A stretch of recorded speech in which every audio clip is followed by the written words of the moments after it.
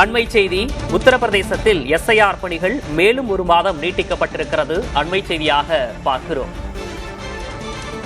உத்தரப்பிரதேசத்தில் வாக்காளர் பட்டியல் திருத்தப் பணி அவகாசம் மேலும் ஒரு மாதம் நீட்டிக்கப்பட்டிருக்கிறது.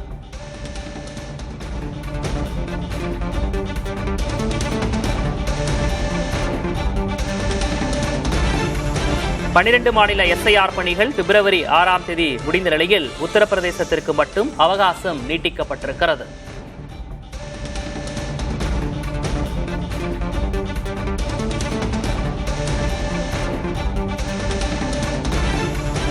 உத்தரப்பிரதேசத்தின் தலைமை தேர்தல் அதிகாரியின் கோரிக்கையை ஏற்று இந்திய தேர்தல் ஆணையம் இந்த அறிவிப்பை வெளியிட்டிருக்கிறது.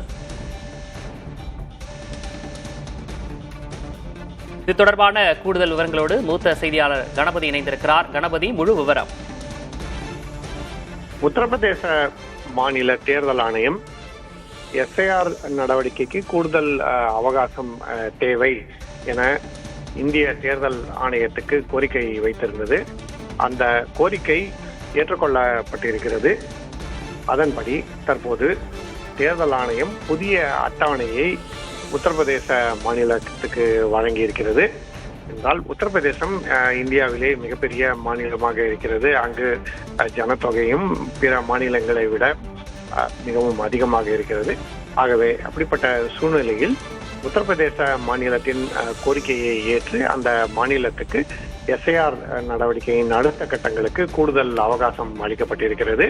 ஆகவே இதனால் உத்தரப்பிரதேச மாநிலம் தன்னுடைய வரைவு வாக்காளர் பட்டியலை வெளியிடுவதற்கான தேதியும் தாமதப்படுகிறது. உத்தரப்பிரதேச மாநிலத்திலே இந்த வருடம் தேர்தல் இல்லை என்கிற காரணத்தால் இந்த கூடுதல் அவகாசத்தின் காரணமாக எந்த பெரிய தாக்கமும் ஏற்படாது என கருதப்படுகிறது.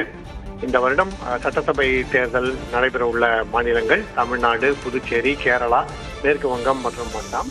ஆகவே உத்தரப்பிரதேசத்தை பொறுத்தவரை அவர்கள் கோரியபடியே தேர்தல் ஆணையம் கூடுதல் அவகாசம் வழங்கியுள்ளது.